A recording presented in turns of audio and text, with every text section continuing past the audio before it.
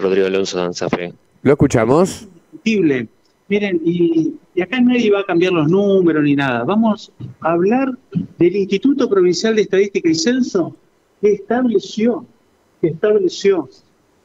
un 114% de inflación acumulada en el año 2024.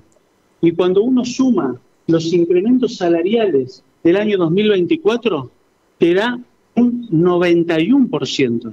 Entonces quedamos 23 puntos abajo. Esta paritaria no dice nada de la pérdida del 2024, no dice nada de la deuda que tenemos el 2023, no dice nada de la derogación de un presentismo que tanto daño nos hace, no dice nada de la convocatoria a concursos en traslado en nivel inicial, primario, especial, y ahora tampoco dice nada del tema de los jubilados. Miren, del tema de los jubilados nosotros queremos aclarar algunas cosas que son inaceptables.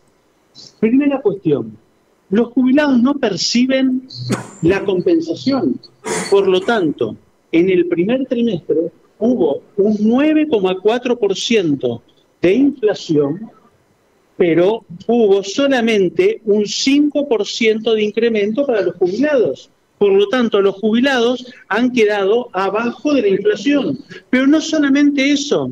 ¿Saben cuándo van a cobrar los incrementos los jubilados? A los 60 días. O sea que de este 8% que se le va a pagar a los activos, entramos a los para el aguinaldo solamente para los jubilados va a ir el 3%. O sea, fíjense cómo esta propuesta sigue castigando a las compañeras y a los compañeros jubilados. ¿Qué plasmamos nosotros en el acta, o en un acta paritaria que hay que decirlo, donde nuevamente no hay debate, donde es una imposición del gobierno, donde no hubo reuniones técnicas? En ese acta paritaria nosotros hemos planteado claramente que hay que derogar la reforma previsional. Y ustedes me preguntarán, no se va a poder derogar porque es una ley, pero en el ámbito paritario, por lo menos, tienen que suspender el aporte solidario, por lo menos tienen que pagar de manera simultánea a los aumentos a los compañeros jubilados. A nosotros nos parece que esta propuesta es una propuesta que está muy lejos de las expectativas que teníamos los docentes, y los jubilados. ¿Qué pasa con el desfasaje respecto de ingresos? Porque el gobierno insiste, al menos en el sector estatal, que son muy pocos, un 10%, los que quedaron por debajo. ¿Cuál es la situación del sector docente y qué se propone para los que quedaron, digamos, en este desajuste? Lo que se propone es una compensación que no está claro tampoco cómo se va a abonar. Lo que sí está claro es que se va a abonar como una suma no remunerativa y no bonificable, y además no se va a tener en cuenta para el cálculo de estos incrementos salariales. En consecuencia, nosotros venimos con una pérdida del poder adquisitivo en los primeros 3 meses del 2025 que hay que incorporarle lo que perdimos en el 2024 y todavía la deuda del 2023. Nosotros esperábamos que el gobierno de la provincia empiece a presentar propuestas que tengan que ver con la recuperación del salario, de las condiciones laborales, de las condiciones previsionales, y nos encontramos nuevamente con una propuesta que ratifica el ajuste sobre las trabajadoras y los trabajadores. Y hay que decir que el gobierno tiene la posibilidad de tomar otro camino.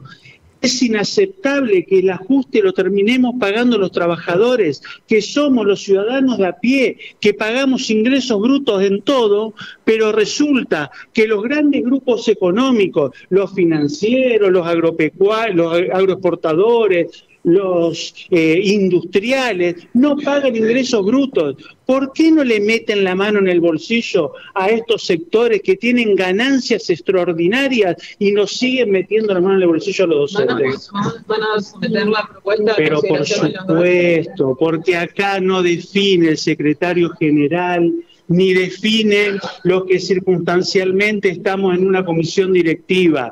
Nosotros vamos a convocar a asamblea provincial para el próximo viernes a las 11 de la mañana. Por lo tanto, en el día de hoy se van a llevar adelante en todos los departamentos las asambleas departamentales. Mañana se va a estar votando en todas las escuelas y, como siempre, en la Asamblea Provincial, con la participación activa de miles de compañeras y de compañeros, vamos a definir democráticamente los pasos a seguir.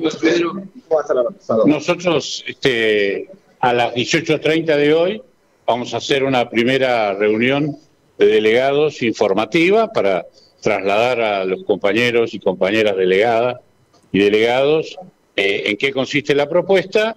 Debatiremos alguna otra cuestión en cuanto a la forma de definir qué vamos a hacer en el futuro, y el viernes, en horas de la tarde, vamos a definir si aceptamos, si rechazamos, en qué condiciones y qué haríamos a futuro. Sí, lejísimo, lejísimo. Nosotros habíamos acompañado días pasados un estudio, una investigación de una consultora económica en donde por lo menos nos debían incrementar o recomponer el salario en un 22%, y lejos de eso, bueno, 8%, sin tener en cuenta la pérdida del trimestre anterior y demás. Realmente es sorpresivo, pero además lamentable. Hasta allí escuchamos entonces la palabra de Pedro Gallogar de SADOP, anteriormente a Rodrigo Alonso de AMSAFE. Bueno, la oferta fue la misma, similar a la que se le ofreció en la paritaria central, un 8% trimestral para abril, mayo, junio, con porcentajes del 3%, 2,6 y 2,4 sería este promedio. Vamos a hablar con la gente de UDA, con Mariela Rossi. Bueno, disconformes, recién escuchábamos a los otros gremios. Desde UDA, ¿qué nos pueden decir? Bueno, buenas tardes. Venimos a recibir una propuesta salarial que no nos pareció correcta, no es lo que pretendía el docente. Una propuesta trimestral de un 8%, de 3, 2,6, 2,4 respectivamente, nos parece totalmente absurda, porque no cumple con las expectativas de sacar al docente de la línea de pobreza, que es lo que exigimos. No cumple con lo que nosotros pedimos en la paritaria anterior, por lo tanto nos vamos para llevar esta propuesta a nuestros cuerpos orgánicos, debatirla, charlarla, tomar una decisión y el viernes traer una respuesta al Ministerio de Trabajo, que ya te digo, es una propuesta muy baja, que no cumple con las expectativas del docente. Por lo tanto, vamos a ver qué dice. En definitiva, es el propio docente el que va a tomar la decisión. Y alejado del gobierno, entonces. Muy alejado de lo que requerimos. Nosotros, por supuesto, pedíamos más de un 25%. Está muy distante a lo que el docente de UDA requería para poder recuperar el poder adquisitivo perdido. Sabemos que es una crisis la que está pasando el docente. Hoy recibimos esta propuesta, una propuesta que ya seguramente la hubiésemos tenido que recibir antes para poder charlarlo, debatirlo. Digamos, vamos otra vez con el mismo sistema del Ministerio de Educación. Creo que es esto o nada. No es así. Nosotros ya esta mesa paritaria deja mucho que desear, porque no se puede negociar en el caso de que los docentes no estén conformes. Muchas gracias. Escuchábamos a Mariela Rossi. Vamos a escuchar cuándo van a decidir. Bueno, mira, la idea es tener una respuesta, llevarla a los cuerpos orgánicos, como decía, y el viernes dar una respuesta al Ministerio de Trabajo por aceptación o no de la misma. Hasta allí escuchamos entonces a Mariela Rossi. Bueno, todos los gremios para el viernes van a tener una respuesta. Bueno, muy disconformes, un poco también lo que se vio en el inicio a esta reunión paritaria, que estaba pactada para la hora 13, terminó comenzando 45 minutos más tarde, donde, bueno, la gente de AMSAFE Rosario colgó algunos papeles en donde, como verán, han quedado aquí sobre las puertas del Ministerio de Trabajo, sobre calle Rivadavia, donde algunos mensajes son claros, ¿no? Y un poco lo que manifestaban también en la conferencia recién los gremios. Bueno, vamos a hacer un repaso y un balance, ¿les parece, muchachos? Dale. Entonces es lo mismo, el mismo ofrecimiento que la paritaria central, es un 8%, 3% en abril, sí, 2,6 en mayo, sí, y 2,4 en junio. Así es, y se vuelven a sentar en el mes de julio. Ok. Para negociar. Por tercera vez en el año. Sí, lo que se hablaba, y esto es una de las diferencias que pidió en la previa de la reunión y lo diferenció de lo que es la paritaria que se lleva adelante con los gremios de ATE y de UPCN, que para ellos un piso de aumento de 75.000 pesos no es suficiente porque no se mide de la misma manera, no tienen los mismos escalafones, es totalmente distinto a la forma que se liquidan los sueldos. Y creo que hay algo que se hizo mucho hincapié, que en relación a lo que siempre estamos viendo, al menos en lo que son las negociaciones entre el gobierno y los docentes, es este pedido concreto que se viene haciendo con los jubilados. Un pedido que se viene ratificando en las últimas paritarias, y para pasar en limpio, lo que decía Rodrigo Alonso, secretario general de AMSAFE, es que los jubilados, a partir de lo que fue la reforma previsional en la provincia de Santa Fe, cuando se da un aumento, lo cobran recién a los 60 días. Claro. Y uno de los puntos que tiene que ver con la cuestión económica, más allá de la situación en sí, podríamos decir en crisis, no solamente los jubilados, algunos jubilados provinciales, y por otro lado lo que venimos hablando siempre de jubilados nacionales, es que en este caso, para que se entienda de forma concreta el pedido, es que con esta medida, por ejemplo, los jubilados que van a cobrar dentro de 60 días, el 3% que van a cobrar dentro de 60 días es lo único que les va a entrar en el aguinaldo. Después no le va a entrar el resto del aumento, como sí le va a entrar a los activos que van a ver van a tener una repercusión en su aguinaldo distinta a la de los pasivos, Agus. Sí. Ese es uno de los reclamos que vienen realizando y que, como decías vos, Juanjo, surge a partir de la aprobación de la última ley, la que modificó lo que es el sistema jubilatorio de nuestra provincia. Recordemos, en la última discusión, sí, ese. Parecía que estaba chicos, sí. Ahora en breve está por... A ver. Chicos, ahora en breve está por salir el ministro de Educación Goiti y también el ministro de Economía Olivares para brindar esta rueda de prensa. Una vez que finalizó la reunión paritaria, aquí ya están ellos. Vamos a comenzar con el ministro. Sí, los escuchamos, claro. Acomoden los colegas. Estamos. Bueno, ministro, ¿qué nos puede decir de esta reunión? Bien, yo quiero empezar con un concepto con el cual empezamos la paritaria el 4 de enero del año 2024.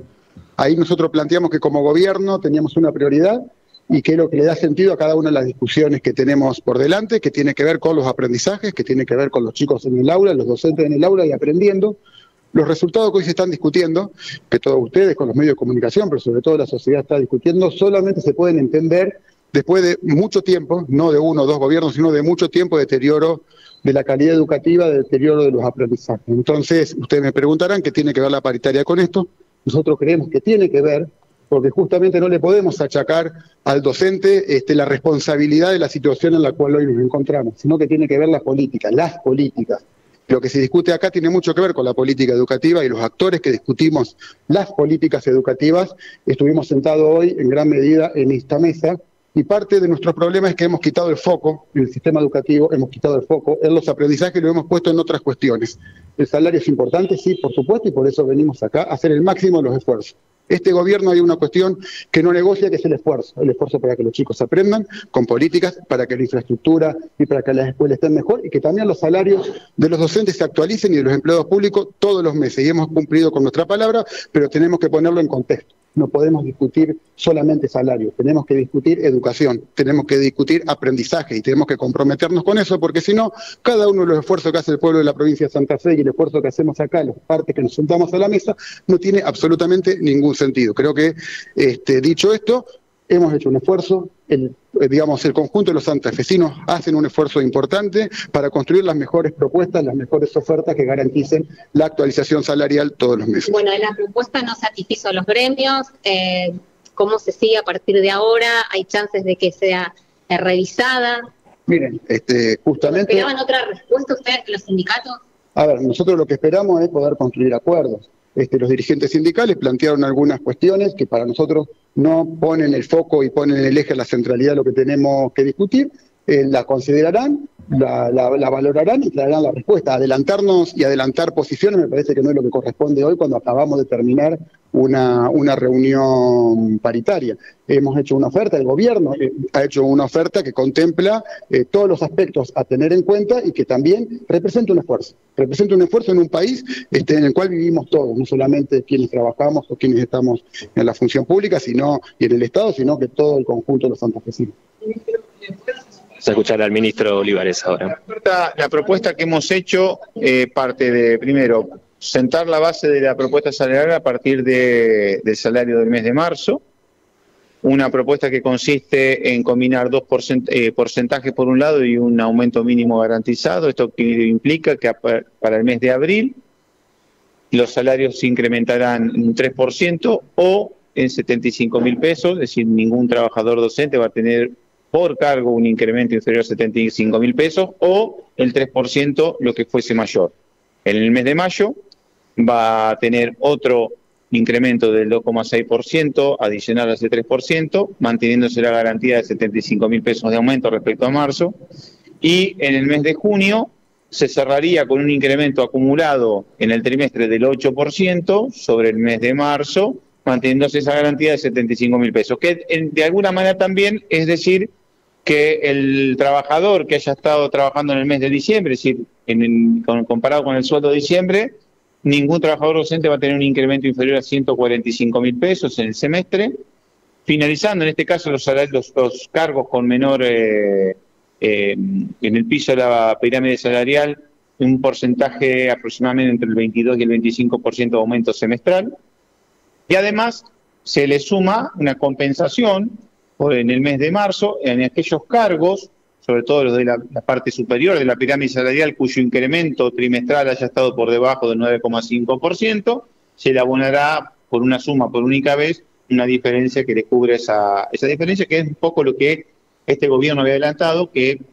digamos, planteando hacia adelante y de alguna manera lo hacemos ver, en que es un gobierno que cada vez que da su palabra y una palabra de que va a contener, de que va a mirar hacia adelante lo que espera que puede llegar a venir, pero en el caso que las variables demuestren otro comportamiento, es un gobierno que siempre es contemplativo con estas situaciones y lo hemos hecho en este caso con esta diferencia por el mes de marzo. Ministro, ¿qué porcentaje de docentes han quedado precisamente por debajo de la inflación? Ahí se dijo que en los estatales es entre un 10 y un 20. En el caso de los docentes, prácticamente mantienen, posiblemente pueda ser aproximadamente un 35%, los que hayan estado por debajo del 9,5% en el mes en el primer trimestre, y por lo tanto nos consideramos justo que terminen todos el trimestre con ese mismo incremento mínimo del 9,5%.